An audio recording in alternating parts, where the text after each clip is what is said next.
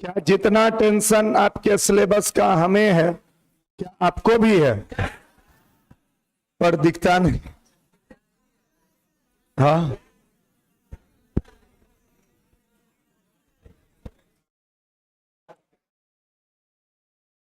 ठीक।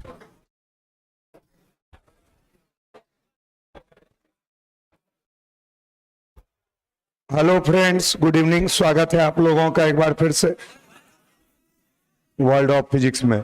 दोस्तों, हम लोग 12th क्लास का क्रैश कोर्स कर रहे हैं और उसमें हम लोग गॉस लॉ चैप्टर कल स्टार्ट किए हैं। आज हम लोग आगे बढ़ने वाले हैं। आज हम लोग आगे बढ़ प्लीज, पिछले क्लास में हम इलेक्ट्रिक फ्लक्स तक पढ़ लिए थे। कहां तक? और फाइनल फॉर्मूला था flux equal to E A cos theta. क्या था?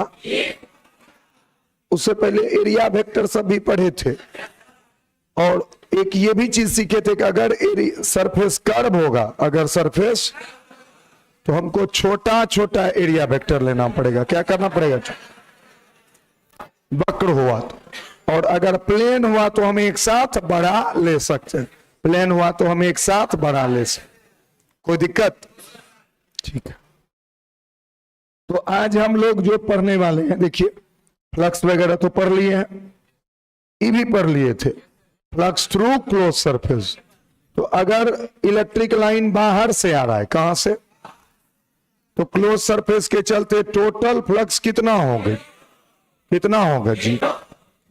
जहां लाइन इंटर कर रहा होगा वहां पे फ्लक्स पॉजिटिव होगा कि निगेटिव?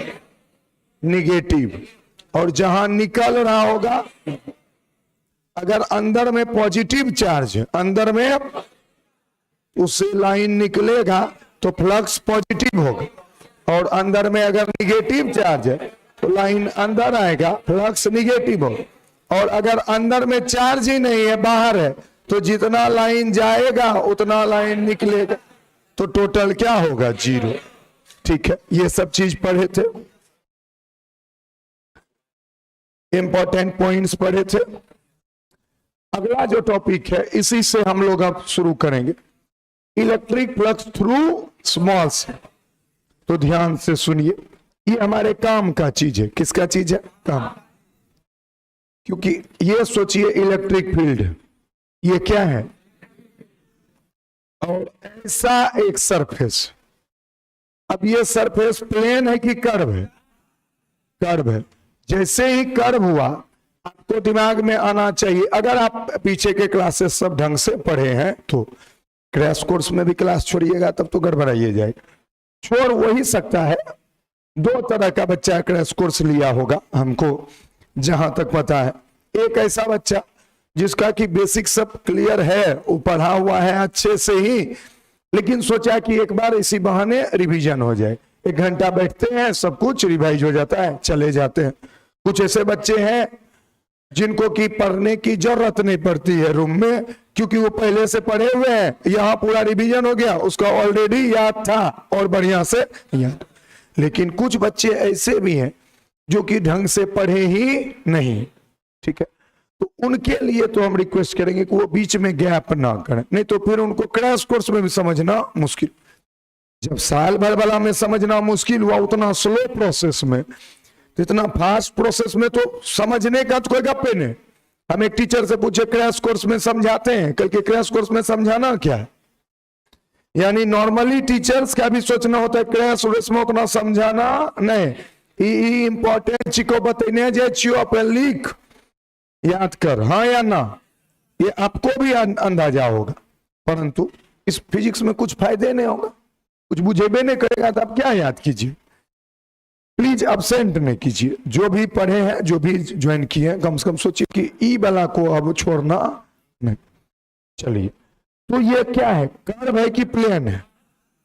जैसे ही कर्व है तो मेरे दिमाग में आएगा अलग अलग जगह का एरिया वेक्टर का डायरेक्शन क्या होगा।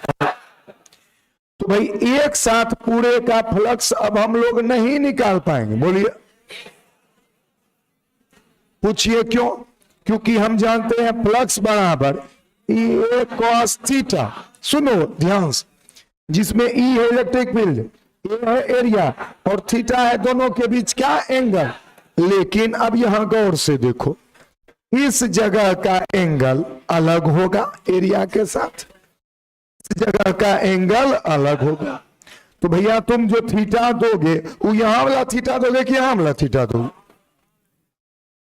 कहीं वाला नहीं दे सकते हो, पूरा में एक साथ तुम दे ही नहीं सकते।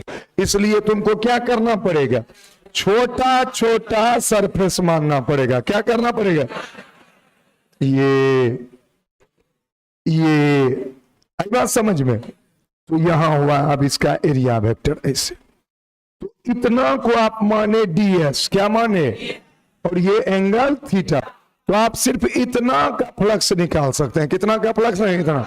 तो उसको लिखेंगे बाबू डी फाई बराबर, क्या लिखेंगे, छोटा फ्लक्स डी फाई बराबर ई ds cos थीटा। क्या लिखेंगे, आई बात समझ में। तो इसको ऐसे भी लिख सकते हैं डी फाई बराबर ई डॉट ds वेक्टर, क्या, क्योंकि ये जो वेक्टर है ये कौन वेक्टर है, ds वेक्टर है।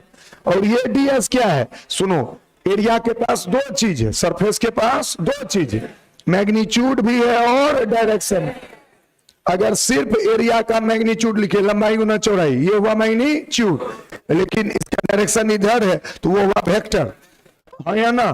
तो ये देखो, ये ds हुआ मैग्नीट्यूड, और जब डायरेक्शन के साथ बता दिए तो क्या हुआ, ds वेक्टर। क्या हुआ, तो छोटा सरफेस का क्या लिखेंगे, बोलो, डी फाई बराबर ई डॉट ds में। अब छोटा सरफेस यूज कब करेंगे, जब सीधा होगा कि कर्व होगा, ये तो समझ में आ गया। अब जब जब कर्व आपके सामने आएगा तब तक जैसे फ्लक्स का नाम लेंगे तो तुम छोटा लेना पसंद करोगे कि बड़ा। ठीक है सर, छोटा तो ले लिए, लेकिन क्या छोटे लेना पड़ेगा, नहीं।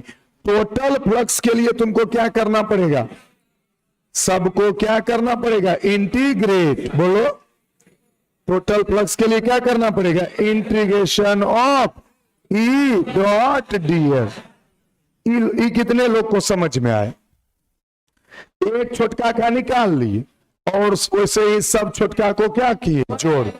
अब वही सरफेस अगर क्लोज हो गया, क्या हो गया, क्लोज, तब यहां पे क्या लगा देंगे, क्लोज, क्या लगा देंगे। तो ये हुआ total flux through close surface, बोलो,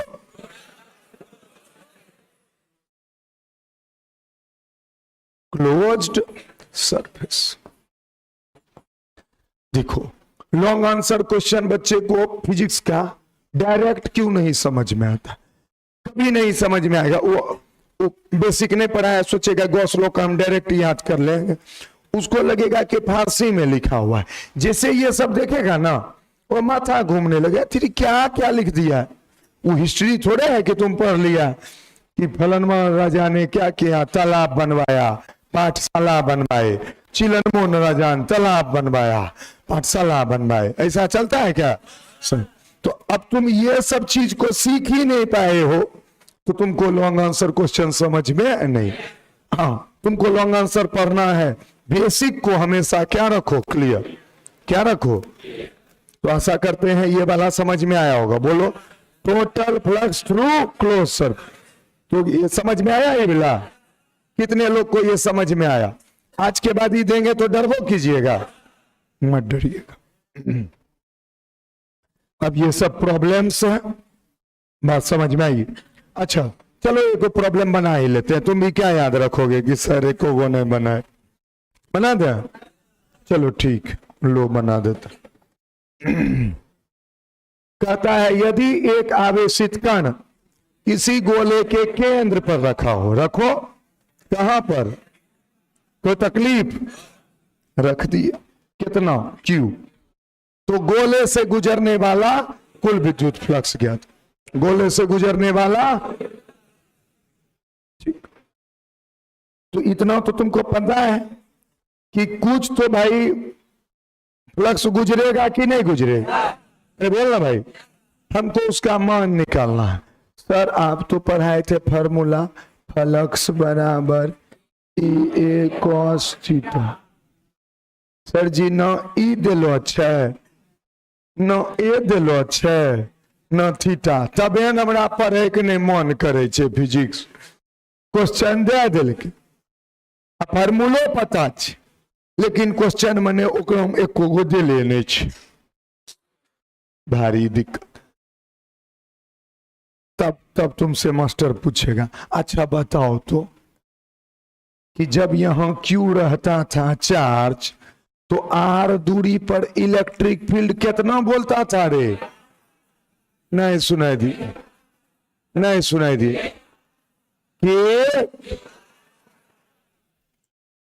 तो ही जाने रहा छोड़बा कहेगा हो तो दोनों Q दिलो अच्छा अगर तो एक मानी लही R तो बोल ई पता चल रहा है? हाँ हाँ सर जी पता चल रहा है कितना के Q बाय R तो चलो ने एक हो तो पता चल लो कम से कम।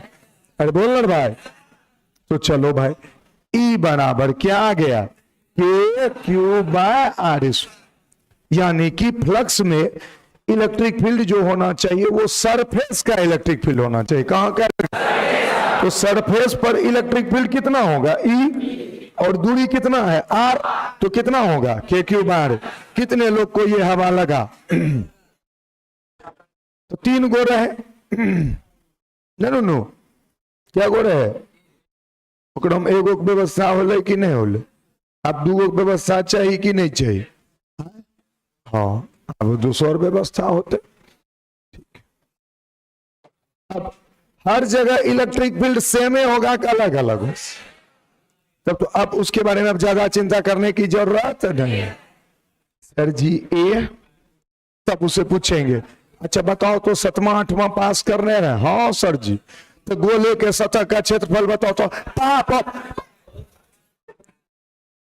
बोलो न रे, और पार। हाँ सर जी 2 गो तो व्यवस्था हो गए सर जी। हाँ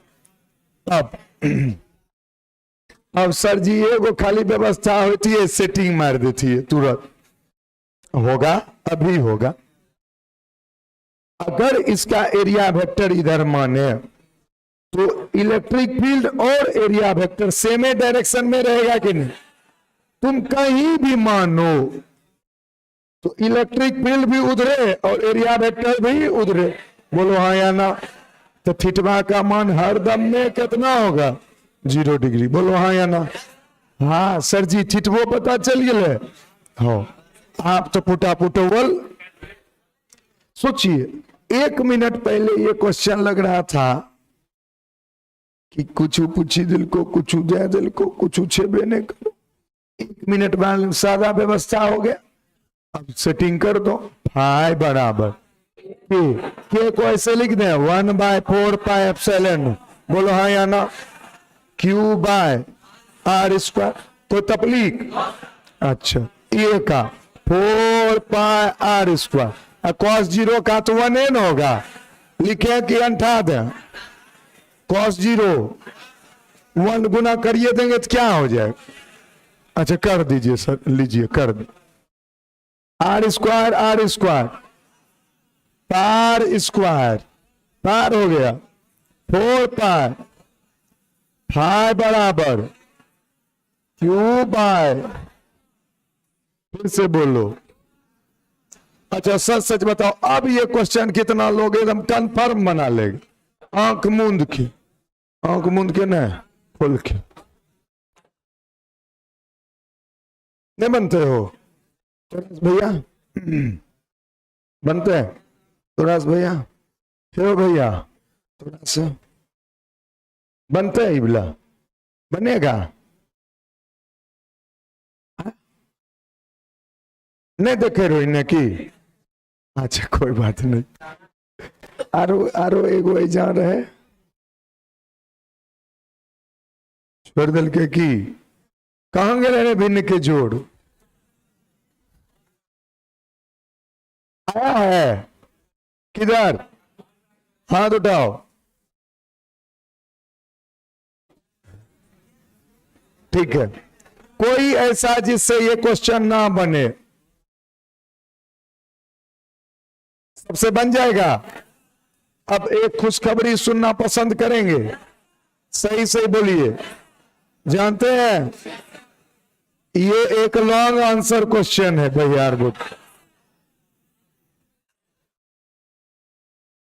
अब सोचो, देखो कितना गजब का कहानी है कि एगो फॉर्मूला पे सेटिंग था।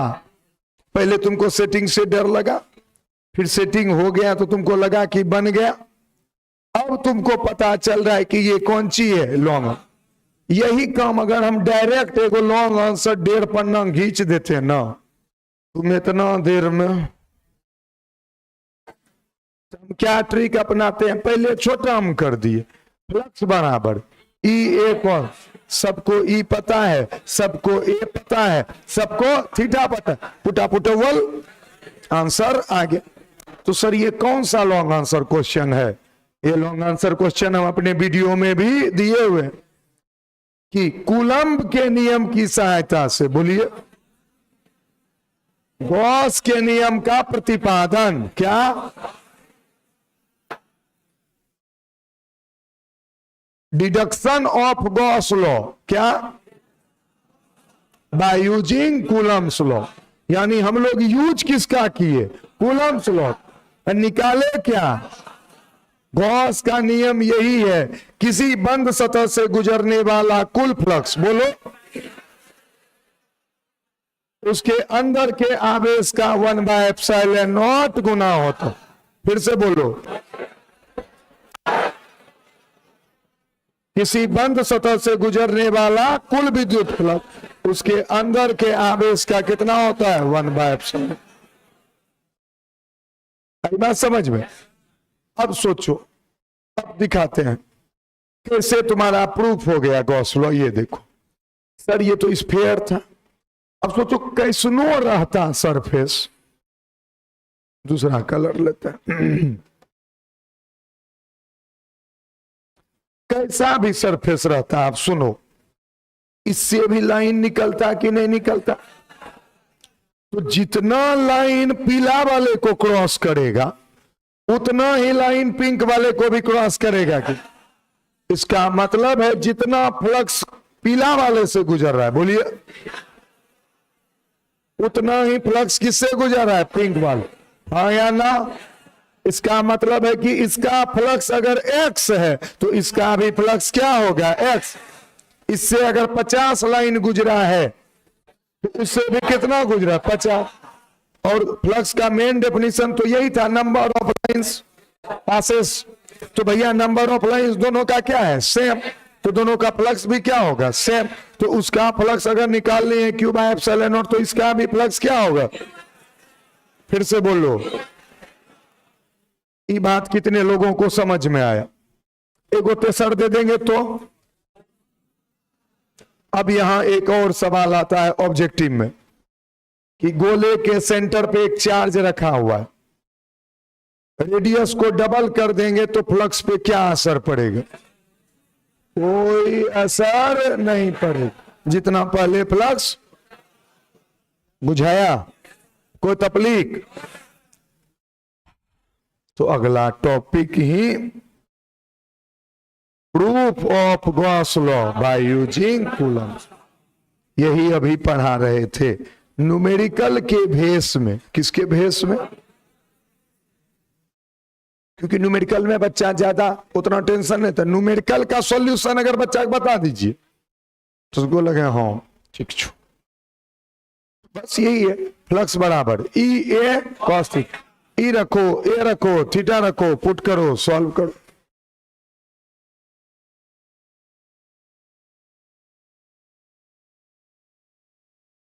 हिंदी सर ये तो भयानक होगा। Don't worry, I am here. सुनो भाइयों, अब हम सर परीक्षाओं में वही कर देंगे, न्यूमेरिकल बना के आ जाएंगे ना, तुमको सिखाए। अब परीक्षा में तुमको दिखाना है कि तुम कितना होशियार हो। चलो आओ, सबसे क्या पहले ले लेंगे? सेंटर पे एक चार्ज, यहां तक में कोई दिक्कत? इसका मतलब समझिए हम लोग कर क्या रहे हैं। हम लोग को कूलम का लॉ पता था, किसका? लेकिन गॉस का लॉ पता नहीं था। हम कूलम के नियम का उपयोग कर करके गॉस का नियम निकालने की कोशिश कर रहे हैं, ठीक है। तो हम लोग उसके लिए किसी भी स्फीयर से क्या निकालना चाहते हैं? फ्लक्स। क्या निकालना चाहते हैं? कोई दिक्कत? ठीक। अब देखिए परीक्षा में कैसे करेंगे, कहा? किसी को कोई दिक्कत? भैया, बड़े वाले भैया, कोई दिक्कत? सुनिएगा, जगह थोड़ा बढ़ा होता है। हमको निकालना है इससे फ्लक्स। क्या निकालना है? अच्छा, ये सरफेस कर्व है कि प्लेन है? तो एरिया वेक्टर छोटा लेना चाहिए, बड़ा ले लिए। कौन चीज? ds। एकदम आराम आराम से बोलिए, कोई दिक्कत? रेडियस कितना? r। Capital R small R जो मन में है मान लीजिए। इलेक्ट्रिक फील्ड जो होगा वो भी तो उधरे होगा कि कहीं और होगा? क्योंकि इलेक्ट्रिक फील्ड हमेशा बाहर की ओर निकलता है, हाँ या ना? तो उसी तरह बाहर निकलेगा कि नहीं निकले? तो यहां भी इलेक्ट्रिक फील्ड किधर की ओर निकलेगा? बाहर। और यहां थीटा का मान कितना डिग्री हो गया? 0। हाँ या ना? तो परीक्षा में हमको डायरेक्ट पूरे का नहीं निकालना। परीक्षा में पहले हम निकालवे छोटका, निकालेंगे कौन चीज, और सब छोटका को जोड़ के बना देंगे बड़का। कोई तकलीफ? तो हम लिखेंगे, देखो डी फाई बराबर, कौन फाई बराबर? ई डॉट ds। बोलो हाँ या ना? तो टोटल फ्लक्स इक्वल टू, तो टोटल फ्लक्स क्या हो जाएगा? टोटल फ्लक्स क्या हो जाएगा? देखो ई डॉट ds और इंटीग्रेशन, और सरफेस क्या है? क्लोज। तो ये क्या हुआ? Total flux through close surface हुआ कि नहीं हुआ? बोलो, थ्रू क्लोज्ड सरफेस। सच सच बोलिए, यहां तक आपको पहले से पता था? कभी पता था? हाँ, ये भी सोचना बहुत जरूरी होता है कि ये सब तो अभी से पहले ये पढ़ लिए, ये क्वेश्चन शुरू होने से पहले पढ़ चुके हैं कि नहीं पढ़? अब इसका क्या निकालेंगे? मान। क्या निकालेंगे? मान। तो हम लिखेंगे बराबर, इसको ऐसे लिखेंगे, ई ds cos थीटा। क्या लिखेंगे? अब थीटा का मान कितना है? 0। तो फिर बराबर लिखेंगे ई के जगह पे लिखे के क्यू बाय आर स्क्वायर। बोलो हाँ या ना? Into ds into cos 0। बोलो हाँ या ना? इतना बात सबको समझ में आ रहा है? अगला पेज में इसी को लेके चलें कि छोड़ दें? चलते हैं, याद है ना? ds cos theta. तो हम लोग निकाल क्या रहे थे? हम लोग निकाल रहे थे इसका मान। बोलो हाँ या ना? तो फाइनली क्या आ चुका है? बोलो K Q by R square ds cos 0। cos 0 का मान कितना? ये पूरा कांस्टेंट है कि नहीं? के क्यू बाय आर स्क्वायर बाहर, ds क्लोज। इसका मतलब समझे क्या हुआ? ये बात कल सीखे थे, सारे ds जोड़े थे, याद है? तो कितना आया था? 4 पाई आर स्क्वायर। याद है?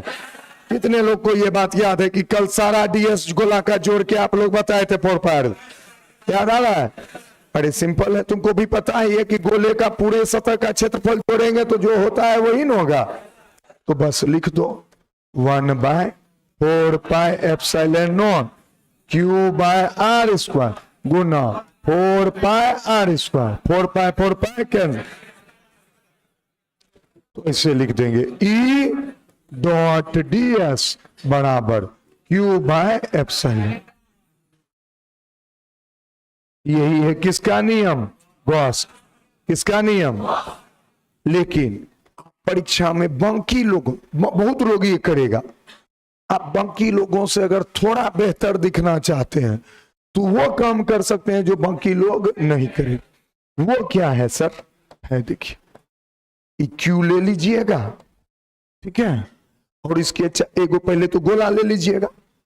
आपको कारण भी बताएंगे कि क्यों सर ये काम करवाए आप हमसे। उसके बाद एगो ऐसे ले लीजिएगा, एगो और ऐसे ले लीजिएगा, और सबसे क्या कर दीजिएगा, लाइन निकाल दीजिए।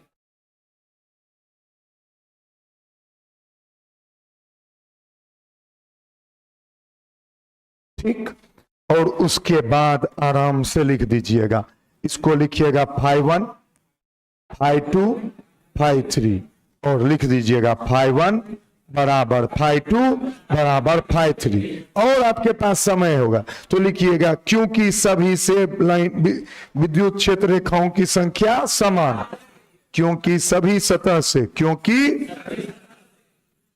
सभी सतह से क्या, विद्युत क्षेत्र रेखाओं की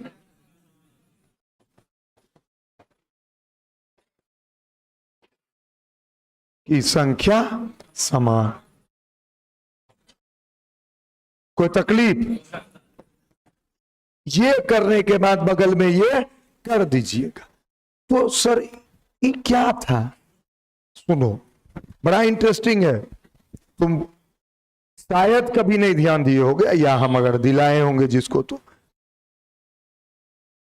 इबला जो रेगुलर क्लास में इबला किए थे एक फोटो, तब तो दिलाए ही होंगे ध्यान। जो नए ध्यान दिया है वो सोचो क्या बोल रहे। गॉस का नियम कहता है, सुनिए, किसी भी बंद सतह से गुजरने वाला कुल फ्लक्स, बोलो, नहीं सुनाई दिया, यानी गॉस खाली गोला का तो बात नहीं किया, तुम प्रूफ कहां किए? गोला में, बोलो, तो गोले का ना फ्लक्स तुम निकाले कितना, क्यू बाय एप्सिलॉन, लेकिन तुम तो टेढ़ा चीज का तो नहीं निकाले हो। अरे हाँ या ना? और तुम स्टेटमेंट दे रहे हो कि किसी भी सतह, मतलब तुम प्रूफ करो गोला, हम मान लेंगे कैनो सतह, क्या माने हम? अरे हाँ या ना?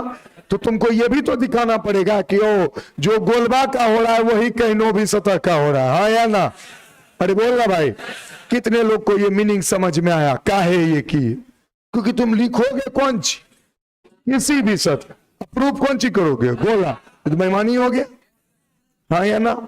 इससे तुम्हारा कंफर्म हो जाएगा कि देखो भैया गोला का तो हम प्रूफ करिए दिए, और यहां तुमको बता दिए जो गोलबा का वही टेरका का, हाँ या ना? तो जब टेरका का सेम हो गया तब तो गोला, बड़ा गोला, छोटा गोला, सबका क्या होगा, हाँ या ना? आशा करते हैं आपको ये समझ में आया हो। तो ये इंपॉर्टेंट क्वेश्चन है भी ऐसा। आप देखिए, लैंग्वेज, लैंग्वेज बहुत भयानक नहीं है।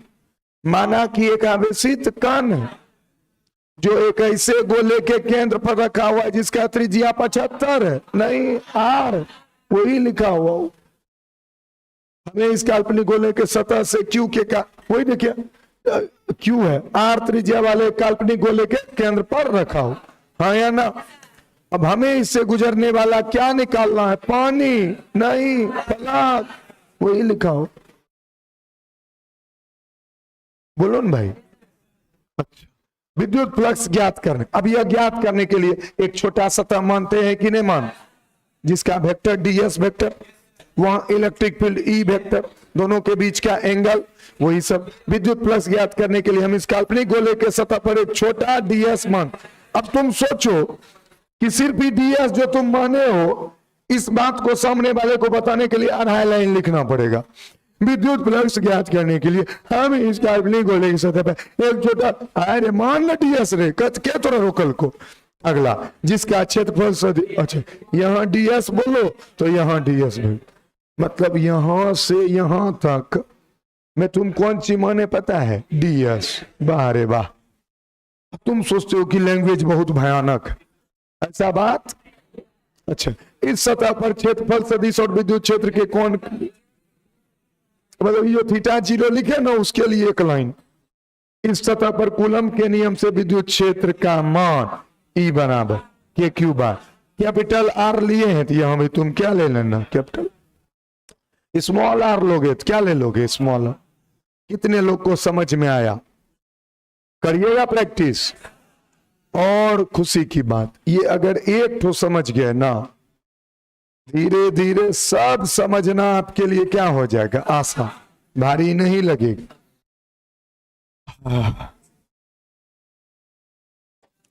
गॉस लॉ, किसी बंद काल्पनिक सतह से गुजरने वाला कुल विद्युत फ्लक्स उसके अंदर के कुल विद्युत आवेश का 1/ε0 गुना होता।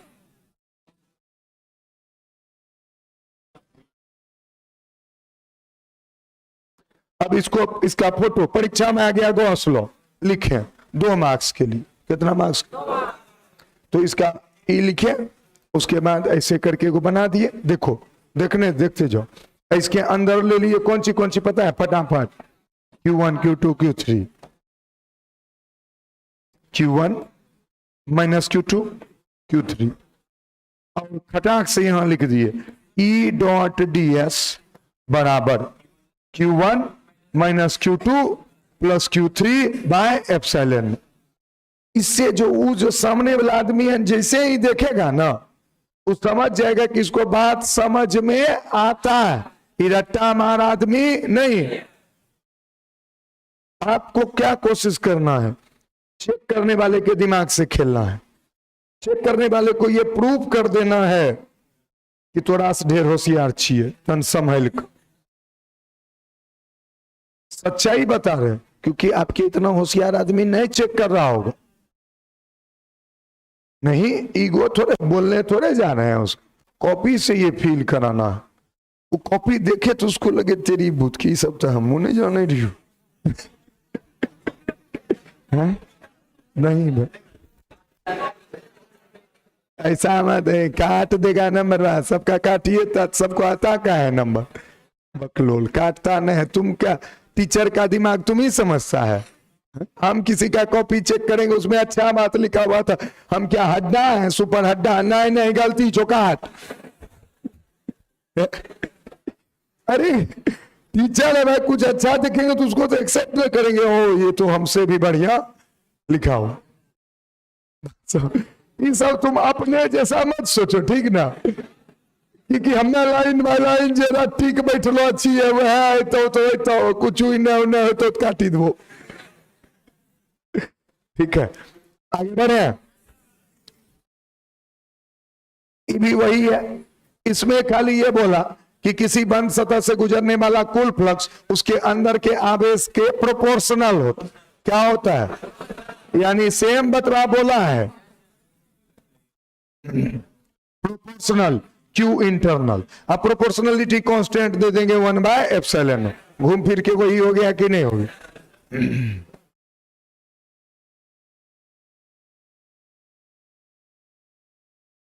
अच्छा सोचो, हम देखो सबसे पहले किसको समझाए, इसको, याद है ना, क्योंकि बच्चा यही मात खा रहा है, वही रटने की कोशिश कर रहा है, लेकिन हम क्या समझा रहे, तुम इसको पढ़ो, ये क्या है, ये है, इसको अगर पढ़ोगे तो ये है किसी बंद सतह से गुजरने वाला कुल विद्युत फ्लक्स, इसका नाम है वही है, पढ़ो इसको, किसी बंद सतह से गुजरने वाला कुल विद्युत, तो किसके बराबर होता है, उसके अंदर के आवेश का 1/ε। हम ई वाला पढ़वे नहीं करेंगे, हम इसी को पढ़ देंगे, समझ में आई। जो इसको नहीं पढ़ने जानता है वो इसको पढ़ेगा, जो इसी को पढ़ने जानता है वो इधर का पढ़ेगा, यही सब कुछ लिखा हुआ, हाँ या ना, बोल रहे भाई। अब इस पे कुछ क्वेश्चंस भी होगा, बहुत सारा इस पे क्वेश्चन बनवाए थे। Some concept of hemisphere 1 second में बताते हैं, 2 क्वेश्चन आता है एग्जाम में पूछा, इस पे ऑब्जेक्टिव दोनों बताते हैं, 3 गो सुनो, एक तो बता दिए हैं रेडियस बड़ा होगा तो फ्लक्स सेम रहेगा कि बदल, ये सबसे इजी वाला था, ठीक है। तो ये पहला, इफ रेडियस डबल्ड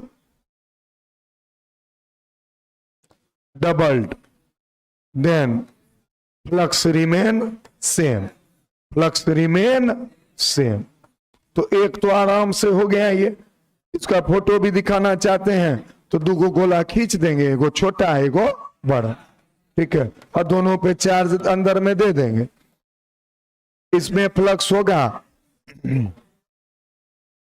इसमें भी फ्लक्स, दोनों का फ्लक्स क्या होगा, बराबर, φ1 बराबर φ2। ये तो बहुत इजी था कि नहीं था। अब दूसरा है हेमीस्फीयर। क्या है, अर्धगोला। कौन गोला, इसके है केंद्र पर चार्ज रखा हुआ Q। अब बोलेगा इससे गुजरने वाला फ्लक्स, तो इसका आंसर कितना होगा, बोलो, Q/2ε0। कितना होगा, सुनो, पूरा गोला होता था तो आंसर कितना होता था, Q/। तो तुम अपने कॉमन सेंस से भी बता सकते हो। अब सोचो, चार्ज है, चारों तरफ लाइन निकल रहा था, तब हुआ था कितना, Q/ε। अब तो आधे ना लाइन जा रहा है पार। अरे बोल ना भाई, क्योंकि ऊपर वाला तो पास करिए नहीं रहा है किसी से, तो खाली कौन वाला कर रहा है, नीचे वाला। बोल हाँ या ना, तो इसका फ्लक्स कितना होगा। कितने लोग को ये समझ में आया, परीक्षा में पूछेगा, बना दीजिएगा। अब तीसरा एक क्वेश्चन पूछता है कि अगर एक क्यूब है, क्या है, क्यूब मतलब घन,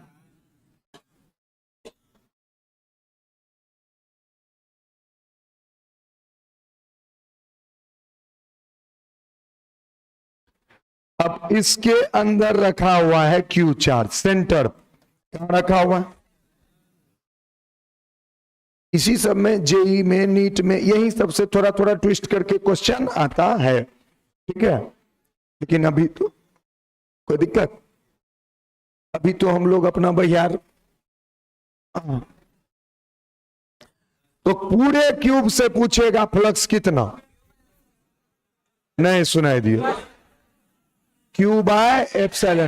बोलो, 2-3 बार बोलो, उसको बोल रहा है, बोलो जोर से। हाँ, बीच बीच में देते रहना, कुछ पूछ रहे हैं बीच में, Q/ε देन।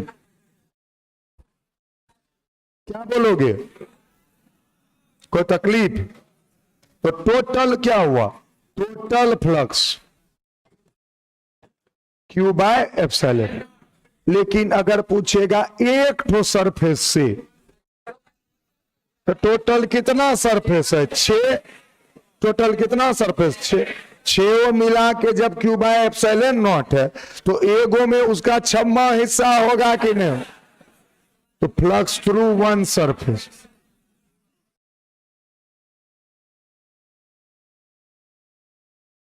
बोलो क्या होगा, Q/6ε। क्लियर, चलिए आगे बढ़ते। याद रहेगा कि नहीं रहेगा,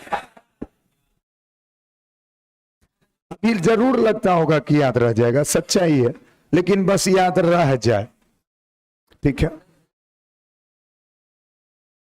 अब है यूनिफॉर्म चार्ज डिस्ट्रीब्यूशन। क्या है, बोलिए,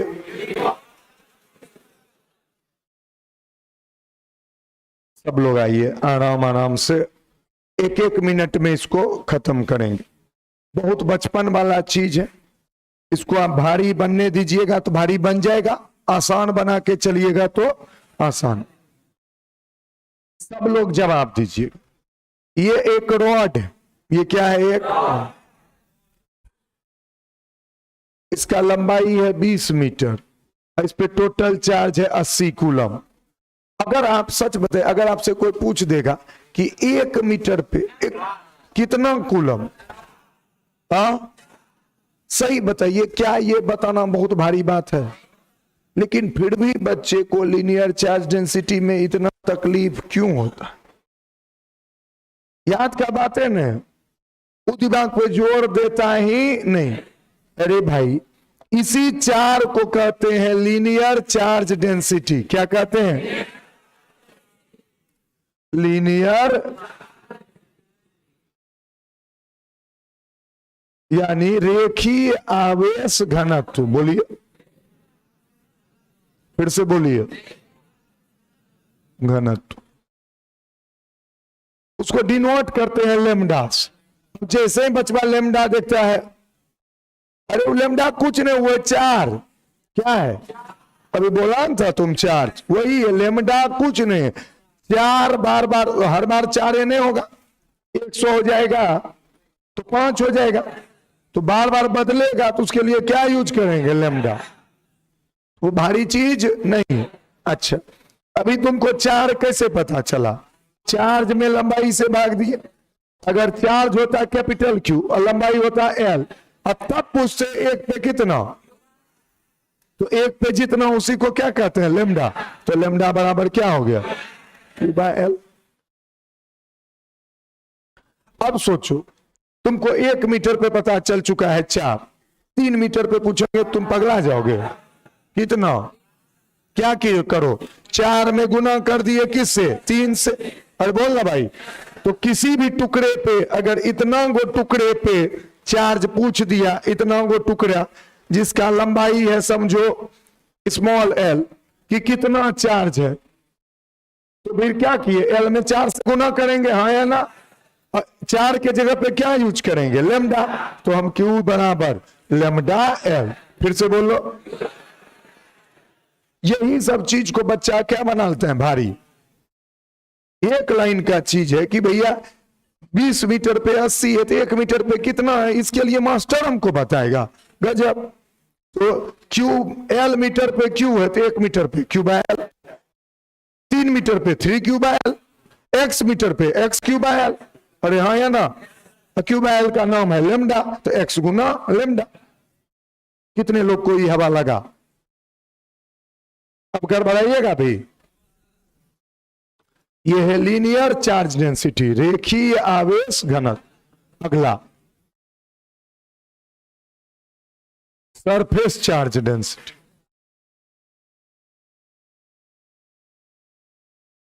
सतह आवेश घनत्व।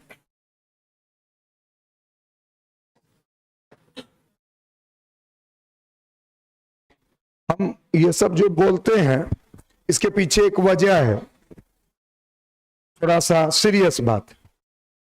वजह यह है ना कि मेरा हर पल ये मानना होता है कि आप जो यहां बैठे हुए हैं वो सब का इंटेलिजेंसी लेवल हमसे ऊपर है, लेकिन अपने बेवकूफी की वजह से, किसकी वजह से, अपने सोच के खराबी की वजह से, सोच की कमी से, अपने दिमाग। अच्छा तुम सोचो, दिल से एक सवाल का जवाब दो, तुम खूब भयंकर पहलवान हो, परंतु तुम इसको उठाने की कोशिश नहीं करोगे तो क्या उठेगा? तुम दिल से इसको उठाना नहीं चाहोगे तो तुम कितनों बड़े पहलवान हो, कैसे उठेगा? उठाने में थोड़ा तो मेहनत लगेगा, लेकिन ईद के तुम पहलवान हो, ईद देख के अपने उठ जाएगा क्या? हम थोड़ा कमजोर हैं, हम उठाना चाह लिए तो उठेगा कि नहीं उठेगा? बात यही फंस गया है, बात यही फंस गया है इस एरिया में कि सबके पास बुद्धि है, परंतु वो अपने उस काम के लिए बुद्धि का उपयोग करना नहीं चाह रहा। नहीं तो तुम बहुत अच्छा कर सकते थे, सब व्यवस्था है। तो मेरा कहना कि आज से भी तुम ये कसम खा लोगे कि हम जब पढ़ने बैठेंगे तो मशीन में खोल के बैठेंगे, हम अपना पूरा जान लगाएंगे कि जो जो पढ़े हैं उसको घुमाएंगे, ये करेंगे। 10 दिन के अंदर तुम में अलग एक ऊर्जा भर जाएगा, अरे तरीके सब कुछ इतना आसान है, हम झूठ मूठ का टेंशन लिए हुए थे। लेकिन तुम्हारे ताकत होने से कोई फर्क नहीं पड़ता है, नियत होना चाहिए काम करने का, हाँ या ना? तो जब तुम अच्छे नियत से पढ़ने बैठोगे कि ये मेरा है, मेरा काम है, हमारे फायदे के लिए है, और हम अपने दिमाग का उपयोग करेंगे, ये हड्डा सुखा के क्या कर लेंगे हम? कुछ फायदा है इसका? रखे रखे सूख जाएगा। इससे अच्छा अपना दिमाग लगाएंगे, कुछ से कुछ कैलकुलेशन करेंगे, ये करेंगे वो करेंगे। जैसे तुम उसको अपना मानने लगोगे तुरंत दिमाग चलना शुरू हो जाए। तो इसीलिए हम बोलते हैं कि तुम्हारे अंदर वो जज्बा जगे कि ना, हम लोग यूज तो नहीं है करते हैं अपना मशीन को, अब यूज करेंगे। चलिए अब यूज करें। आओ अगला क्या है,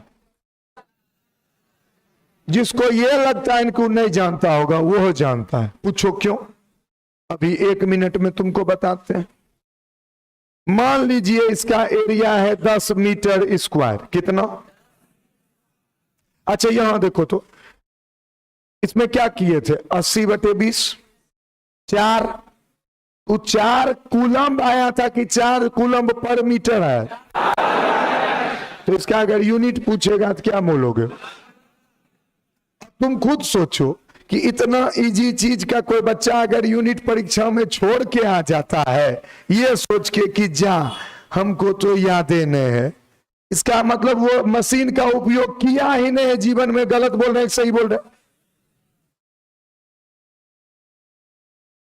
याद का सवाल है नहीं भाई, कल याद करोगे तुम? ये तो सिंपल था, चार्ज डेंसिटी तुम अगर बुझते 80/20 कूलम बटे मीटर तो आंसर होता कूलम पर मीटर, बात खत्म हो जाता। आओ अगला, एरिया कितना है?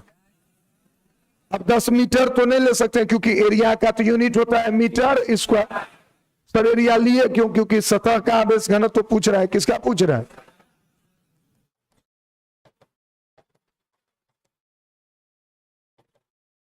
इस पे फैला हुआ है 60 कूलम। कितना कूलम? 60 कूलम। तो बताओ 1 मीटर स्क्वायर पे क्या कूलम? हमको लगता है ये बताना तो मजाक चल रहा है। 3 मीटर पे कितना? 3 मीटर स्क्वायर, एक पे 6 था, 3 पे कितना? क्या किया? एक के निकाल के 3 से गुना किया। बोलो हाँ या ना? ये बहुत भारी बात क्यों है? तो यहां अगर 60 के जगह पे Q होता, 10 के जगह पे A होता, तो वो जो 6 तुम निकाले थे उसका एक नाम देते। कौन चीज? हाँ कौन मां? अच्छा तो सिग्मा। बचवा सबके साथ बहुत दिक्कत है, सिग्मा को 6 लिखी चले तो परीक्षा थोड़ा टोटले नंबर आ तो 6 Q/A। अरे हाँ या ना? तो 1 पे निकल गया 6, तो 3 पे कितना? 18। तो ये जो सिग्मा है वो 6 ही तो है, यानी अरे वो 6 नहीं, मतलब 60/10 आया था ना। अरे बोलना भाई, तो 3 पे पूछता छतली, बोलना भाई। तो x पे पूछेगा, सिग्मा इंटू x, बोलना भाई। तो अगर इतना बड़ा एक एरिया हो x, इतना बड़ा एरिया कितना हो x, तो उस पे जो Q चार्ज होगा, तो Q बराबर क्या होगा? Sigma x। बोलो हाँ या ना? बात खत्म है। कितनों पे पूछेगा? एक का बचपन में नहीं पढ़ाता था कि पहले 50 कलम का दाम इतना, पहले 1 कलम का निकाल लो और फिर तुम जितना का पूछना बताते जाएंगे। बोलो हाँ या ना? तो पहले 1 का निकाल लिए सिग्मा, अब x पूछो y पूछो, सिग्मा से गुना करते तो Q बराबर कितना आ गया?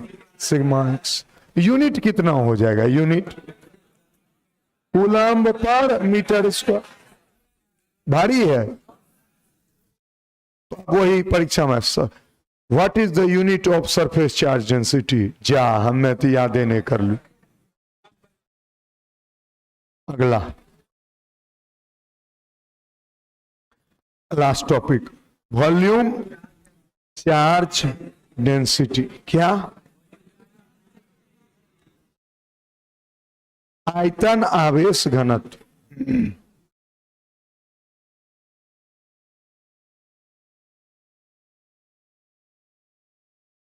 कितना?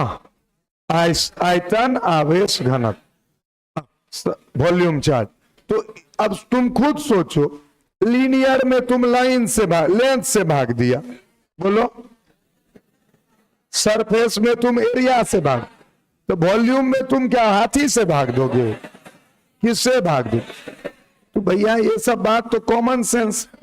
तो टोटल चार्ज Q और पूरे वॉल्यूम में फैला हुआ है, वॉल्यूम कितना? V, इसको सूचित करते हैं रोस। तो रो बराबर कितना हो जाएगा? Q/V। हाँ या ना? तो 1 में निकल गया क्यू बाय भी, तो 3 में निकल जाएगा 3 क्यू बाय भी, 5 में निकल जाएगा 5 क्यू,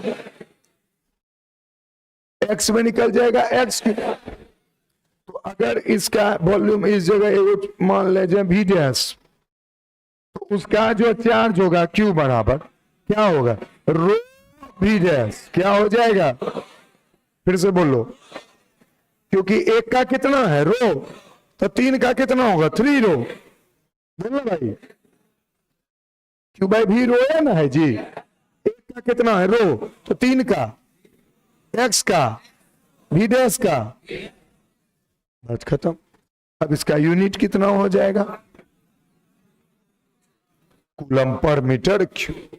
कितने लोग को यह समझ में आया, याद रखिएगा, याद रखिए प्लीज। अब कार्यक्रम को समाप्त किया जाए, तो अगले क्लास में अब गॉस खत्म होगा। क्या कीजिएगा भाई,